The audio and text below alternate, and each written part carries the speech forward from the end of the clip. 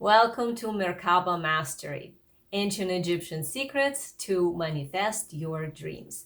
I am so glad that you're here. We are going to have so much fun diving deep into a lot of mysteries that can be applied to your practical life here so that you can spin your MerKaBa light body in different ways and create what you desire in your external environment and internally as well, different states of being and vibrations and all sorts of good stuff. So let's start by looking at what is MerKaBa.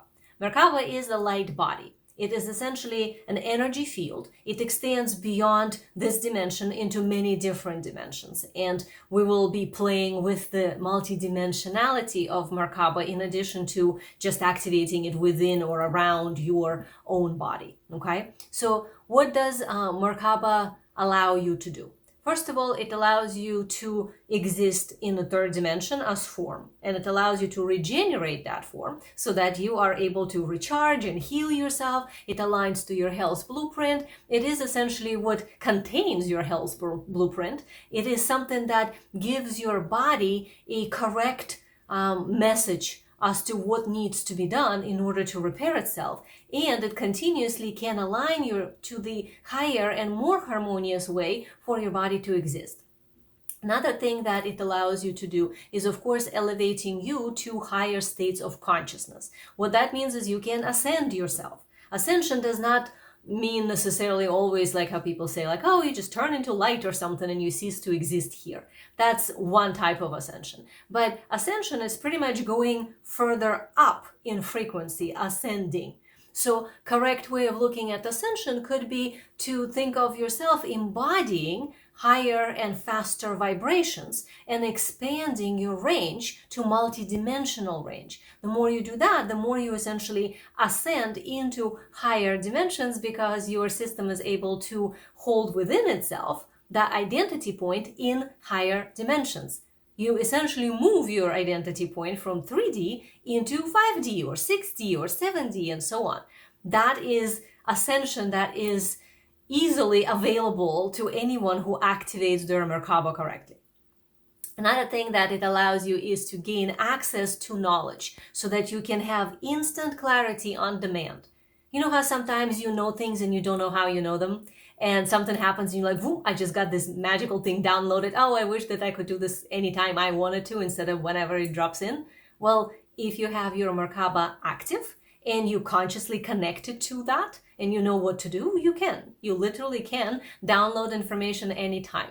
We download it from the universal intelligence, from the group field of everything that's available in the universe. That's what I do. That's why sometimes when you ask me a question and I kind of know the answer right away, like how it is that she knows, it's not me personally that knows. I end up being more like a translator of the data that's coming in through my light body into my conscious awareness here. So this is something that you can have as well by activating your MerKaBa correctly. All right. Another thing that it allows you to travel between realities and manifest from one dimension to another. This is a really, really cool component. It's sort of like a vehicle that takes you from this dimension to a different dimension, to a different reality, to experience something else in a different way. But by changing your perception, sort of like the angle from which you see what you see, you can pull something from one reality into another. So it becomes this very magical creative process when you literally co-create with the universe by utilizing your MerKaBa, which is also really cool, and I will teach you all of those things within this course. This is really awesome. If you are feeling like sometimes you just disconnected from your true purpose and you're not sure how to stay aligned with your inner self, or maybe you're struggling to feel like you're loving yourself, like maybe sometimes you do, sometimes you don't, and sometimes it's difficult to accept yourself, so you end up with this negative voice that's kind of on the background that's taking you out of alignment, or maybe you're getting entangled in a chaos of politics or social media, and it's hard sometimes to find inner peace because you're not sure what's real. Like, how do we stay in peace while there's all this mess going on outside? And where is that, healthy balance? Like, if we don't pay attention to the outside, then we cannot change it. But if we, do too much of it, then we kind of get consumed by it, and then we are ourselves out of alignment. So all those things, maybe you're getting caught in a fear-based perceptions, like blocking your path to fulfillment with all sorts of scarcity thinking or beliefs that you might not be even realizing. But they all are within your energy field, affecting the quality of frequency with which you live. Perhaps you're frustrated by your inability to manifest something that you're trying so hard to create in this reality. Sometimes that happens when we try really, really hard and supposedly do all the right things, but then it still doesn't seem to happen. And there's this frustration that's building from the friction of pushing so hard without the result that we desire. Maybe you're longing to connect to the mysteries of your past, of past of humanity, of something that you feel like before was so aligned, and then maybe you feel like we lost it, and now you kind of want to come back to that energy, especially ancient Egyptian energy, and you want to help humanity awaken. You want to somehow impact human collective consciousness in a way that supports this uplift into higher, more harmonious frequencies and connectedness and oneness. Well, then MerKaBa Mastery course is perfect for you. This is literally what we will be dealing with. You're going to experience a lot of these pieces that I just named, the negative components, kind of falling away because of understanding how you can utilize your MerKaBa to hold the frequency correctly. So for most humans on Earth right now, their light bodies are not that light. Let's just say their MerKaBa field is dormant. We all have pre-installed MerKaBa, of course. If you're here on the planet Earth and incarnate, you got it. Everybody does. But it's not active, it's dormant. And it only, when it's dormant, it just means it maintains the body. So a lot of human beings on the planet right now, they have dormant MerKaBa, which means that their body is maintained to whatever degree, just so we don't die. But that's about it. And when you have active MerKaBa, that's a whole other thing, because that's a field that goes into different dimensions depending on how conscious you are, and a level of your knowledge that you're able to pull in through it then amplifies the range and so on. It sort of feeds on itself. So most mystery schools out there that typically people think of, like Sumer, Akkad, Hebrew, Hindu, Buddhism, Druid schools, like schools that taught some sort of a light body thing. I don't think Christianity and Islam taught any specific light body thing, but what they were based on and essentially did. So there are a lot of cultures on this planet that one way or another talked about the light body, talked about the sacred geometry, and all the rituals and all the ways of activating their light body pretty much go to 5D, fifth dimension.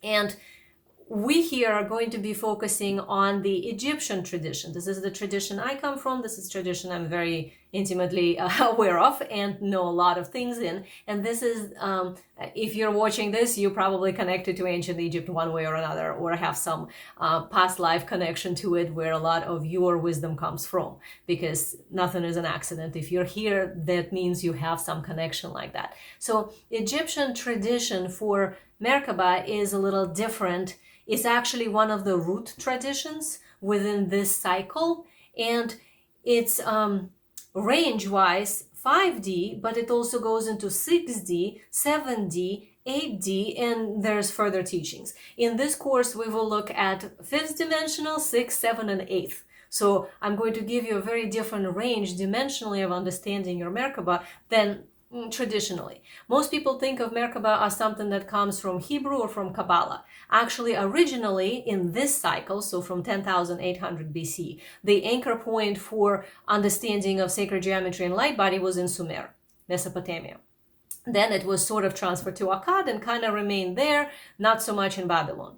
At some point where Egyptian culture also were opening up and growing, they had their own teachings. So now we have two at the same time on the planet, really, really, really long time ago. To my understanding, Egyptians were first in this cycle because they were connected to Syrian beings, Syrian star, and they brought a lot of information from there. So ancient Egyptian MerKaBa is sort of the original one. Then Sumerian, Akkadian kind of happened at the same time, but in my understanding a little bit later. And then much, much, much later on, when Hebrew moved out of Egypt, so we're talking about like really far back, in time where Moses, was taking people out of Egypt and so on. So we're talking really far back.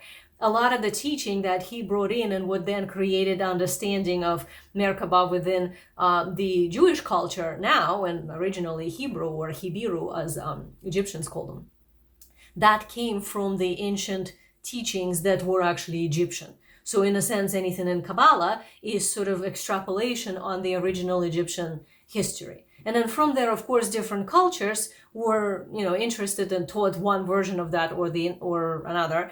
And that's why we have so many different teachings. So we're here going to be talking about sort of the root teaching of it, when the consciousness on this planet was such that the range was still more available. So this is just before the fall of consciousness and just after. So we're talking about 10,800 BC. This is a long time ago. This is where spinning one's MerKaBa into 5D, 6D, 7D, 8D was actually available. Like somebody who didn't have to be necessarily a priestess of the temple could do that by utilizing specific techniques. And a lot of people who came to temple to pray, to be connected, to be in communion, it was not in a form how we now think of prayer, as in something outside of me, please help me, but in a form of they came in to be in a different vibration and activate their MerKaBa. But since then, of course, that kind of deteriorated, and that's why currently on Earth, majority of teachings on MerKaBa is 5D. So we're going to go 5D and beyond because why not, right? So we're going to be looking specifically into the Egyptian teachings of MerKaBa, and they talked about it as something that protects the body, that guides you into the afterlife. So this is ascension in their terminology, and traveling between realities. This is what Hebrew later on called a chariot, right? So how the MerKaBa is called the chariot or the vehicle. Well, that's actually comes from the ancient Egyptian when they were looking at this as the traveling wheel between realities. So a spinning wheel between realities. That actually comes from 8D MerKaBa activation that then probably Moses and whoever else that was knowledgeable that brought that into Kabbalah tradition later on. So what is MerKaBa in the actual Egyptian translation versus the, what people kind of use that word as if it's just the word itself, when actually it's a combination of 3 words from ancient Egyptian, and there are hieroglyphs that go with each one. Mer, Ka, and Ba. So Mer is light. In the Egyptian hieroglyph, it's also the sea or oneness. So you can think of it, Mer is the oneness, the big spirit, the universal consciousness, the source, the light, all of that conceptually kind of goes into Mer. Ka is what Egyptians called the human spirit. So this you can think of it as your energy field. So all the chakras contained within your energy field. Your soul, like something that's more like uniquely yours versus the one spirit is more like uniquely soul or human spirit. And Egyptians also call Ka the body double. So it's sort of like the human body, physical you, but then there's the spiritual you. So that spiritual you that contains your lower self, your ego, your higher self, like those concepts and the energetics, that would be Ka. And Ba is the body. So Ba in the Egyptian translation would be the material vehicle. So kind of like the thing you're riding in. So hopefully this gives you a much more expanded understanding of MerKaBa. MerKaBa is literally 3 Egyptian words put together. That's how we have this term. And it literally means the oneness of light into human spirit or soul, the body double, into the body, which is the form, the vehicle you're in currently.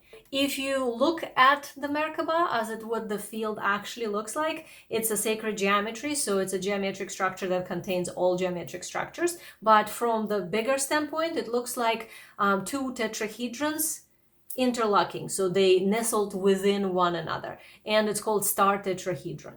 So it's comprised of 3 things. One is the pointing up tetrahedron, so you can imagine it like a triangle, but it's a pyramid. So there's 3 points on all the sides and it's pointing up.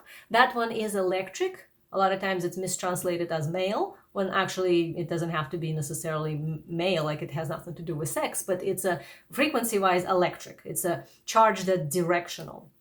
Then the other tetrahedron that's pointing downwards, so the same 3-pointed pyramid that's now pointed downwards, that tetrahedron is magnetic. So again, mistranslated often as female, but you can think of it as magnetizing, magnetic. It's like a womb energy. It's the energy that sort of absorbs. It's not directional.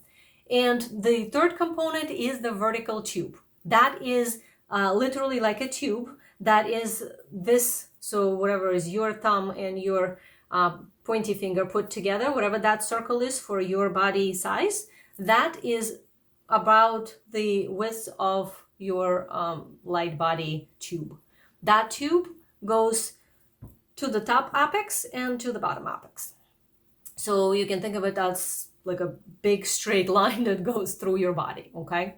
Those three components, the tetrahedron pointing up, the tetrahedron pointing down, and the vertical tube, kind of like a central axis for both of them, is what it looks like, what MerKaBa looks like.